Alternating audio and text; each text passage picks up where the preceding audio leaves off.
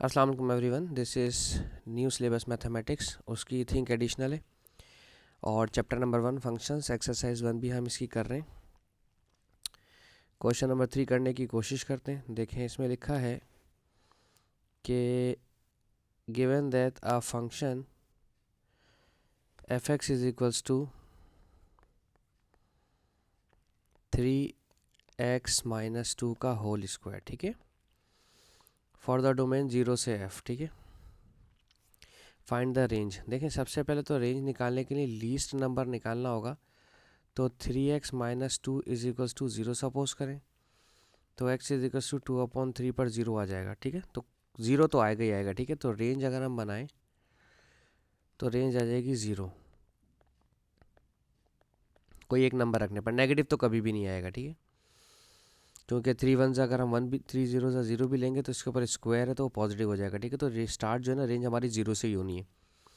कोई बच्चा कहे कि हम कोई ऐसा नंबर लिख लें कि -1 आता हो, नहीं, -1 नहीं आएगा। कोई बच्चा कहे हम 1 लें तो 3 2 3 1 3 और 1 1 से स्टार्ट होगा, नहीं। मैंने आपको बताया कि ऐसा नंबर के 0 भी आ सकता है कि अगर आप 2/3 लेंगे डेसिमल वाला तो 0 आ सकता है। हमें मालूम करना है ये वाला, ठीक है। इसमें तो कोई मसला ही नहीं था ना। अच्छा, अगर कोई बच्चा कहे कि यहाँ पे 0 रख के चेक करें, कि वो समझे कि इस 0 को रख रहा हूँ तो उसकी वजह से यहाँ 0 रखेगा, वो 3 0 0 -2।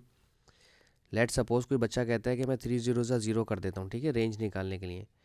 तो ये -2 का स्क्वायर 4 आ जाएगा। तो हो सकता है वो रेंज इस तरह से बना दे, ठीक है। ऐसे नहीं बनेगी, हमें ये चेक करना होगा कि हमारे पास 4 से छोटा नंबर आ रहा है कि नहीं आ रहा है। बिल्कुल आ रहा है। देखो, मैंने अभी आपको निकाल के बताया कि अगर मैं x का आंसर फ्रैक्शन में लिख दूँ 2/3 तो वो मेरे पास 0 आ जाएगा। तो ये 0 मैंने आपको लाकर दिखाया भी है, ठीक है। दिखा भी देता हूँ, दोबारा बताता हूँ। इस तरह अगर आप करोगे 2/3 और -2 और इस पर होल स्क्वायर, 3 3 से कट गया, 2 -2 0 का स्क्वायर 0, आगे रेंज 0।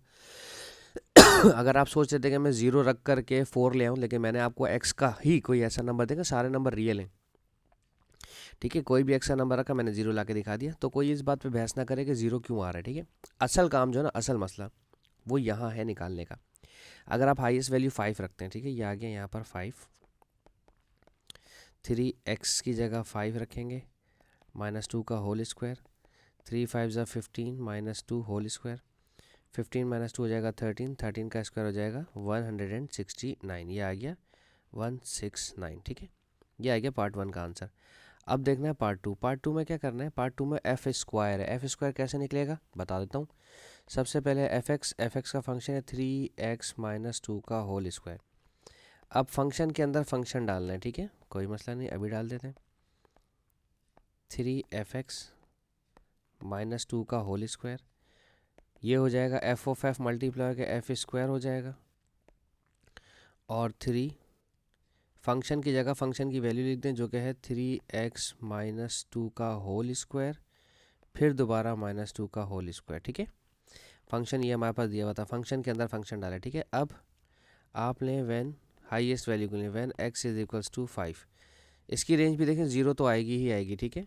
इसके लिए भी परेशान नहीं होना है आपने, सही है। अच्छा, तो यहाँ पर हमारे पास एफ स्क्वायर ऑफ 5 इधर आ जाएगा, 3 3 5 ज़ा 15, 15 -2, 3 5 ज़ा 15, 15 -2, 3 15 में से 2 माइनस हुआ तो 13, 13 का स्क्वायर लेंगे तो 169 हो जाएगा, ठीक है, स्क्वायर। ये हो जाएगा 3 से 3 9 ज़ा 27, 3 6 ज़ा 18, 20, 507 -2 का होल स्क्वायर, ये हो जाएगा 505 का होल स्क्वायर। तो ये 505 का होल स्क्वायर क्या बनता है? ये बनता है 255,025, 255,0, 2 और 5, ठीक है जी। ये हमारा इसका आंसर आया क्वेश्चन नंबर 3 का। अब हम देखते हैं क्वेश्चन नंबर 4 इसका।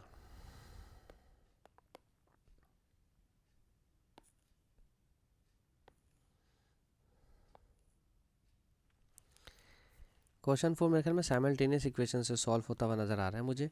कहते हैं given that function F and G, F का फंक्शन दिया है एक्स की कंडीशन में, ये दिया हुआ है ए एक्स प्लस बी, और जी एक्स का फंक्शन दिया हुआ है एक्स प्लस 7, ठीक है।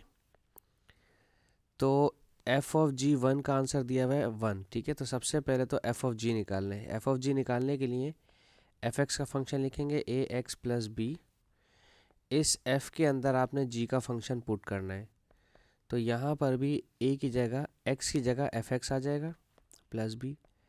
a fx का फंक्शन क्या है, ax प्लस b, नहीं sorry I am sorry, gx का फंक्शन आएगा, सॉरी gx का फंक्शन आएगा। तो gx का फंक्शन क्या है, x प्लस 7 प्लस b। और यहाँ क्वेश्चन में अगर आप जाएं तो इन्होंने लिखा है f ऑफ g 1 इज़ 1, यानी कि अगर आप f ऑफ g 1 लेते हैं तो यहाँ पर भी आपको x की जगह 1 रखना पड़ेगा, और ये f ऑफ g 1 का आंसर दे रहे हैं 1, तो 1 इज इक्वल्स टू ये हो जाएगा 7 प्लस 1 8a प्लस b। ठीक है, अब आ जाते हैं दूसरी कंडीशन में जिसमें इन्होंने कहा है f ऑफ g 2। ओ वाह, ठीक है, f ऑफ g अब 2 रख देते हैं, इधर भी 2 रख दें, तो इस इक्वेशन को दोबारा उतारेंगे, a x की जगह रखेंगे 2 प्लस 7 और प्लस b। ठीक है, देखिए मैंने ये इक्वेशन इस्तेमाल की है f ऑफ जी एक्स की, यहाँ दोनों f ऑफ जी एक्स दिए हुए थे हमें। अगर आप गौर करें हमें यहाँ पर f ऑफ g और f ऑफ g दिए हुए थे, मुझे लगा यहाँ पर ही g ऑफ f दिया हुआ, गौर से देखने पर पता चला f ऑफ g ही है। अच्छा जी, अब यहाँ पर f ऑफ g 2 का आंसर दिया हुआ है 15, तो मैं यहाँ इसको रिप्लेस कर देता हूँ 15 से, और यहाँ ब्रैकेट ओपन कर दें, 7 प्लस 2 हो जाएगा 9 ऑफ a प्लस b। ठीक है, इन दोनों इक्वेशंस को सब्ट्रैक्ट करवा दें, 8 है यहाँ लिख दें इसके नीचे, और इन दोनों को मैं करवा रहा हूँ सब्ट्रैक्ट, और सब्ट्रैक्ट करवाने की वजह क्या है कि मेरा b एलिमिनेट होता हुआ मुझे नज़र आ रहा है, ये साइन चेंज होते हुए ज़रूर कीजिएगा। 15 माइनस 1 14, 9 में से 8 माइनस हुआ तो 1, और ये b कैंसिल हो गया, a का आंसर आ गया 14। हमें मालूम करना नहीं, हमें तो f ऑफ g 3 मालूम करना है। ठीक है, a 14 आ गया, अब a 14 यहाँ पुट कर देते हैं। ठीक है,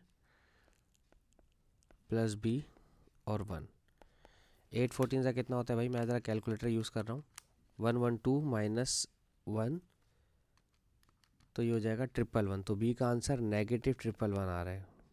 ठीक है, अब हमें निकालना है f ऑफ g 3,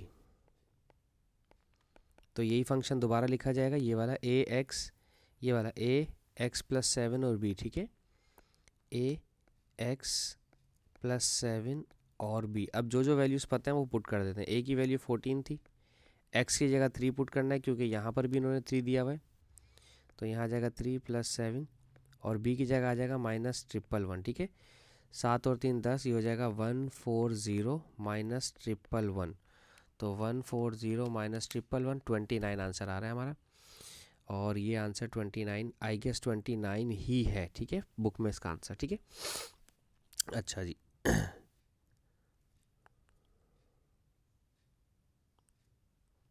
ओके, तो बाकी इसका हम करेंगे नेक्स्ट वीडियो में क्वेश्चंस। अच्छा देखें, फंक्शंस के क्वेश्चंस डी सिलेबस से थोड़े से यहाँ पे 4024 से डिफरेंट है।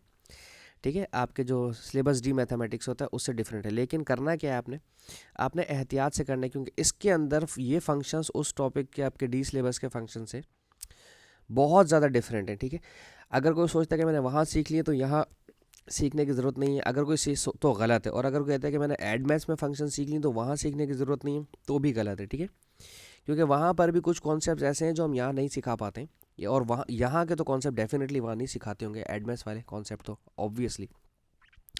तो आप बिल्कुल भी लीनियंसी ना दिखाइएगा, दोनों टॉपिक को हर तरफ फोकस कीजिएगा। ठीक है, होप सो आपको मेरी बात समझ आ गई हो। Thank you so much for watching my channel. अल्लाह हाफिज़।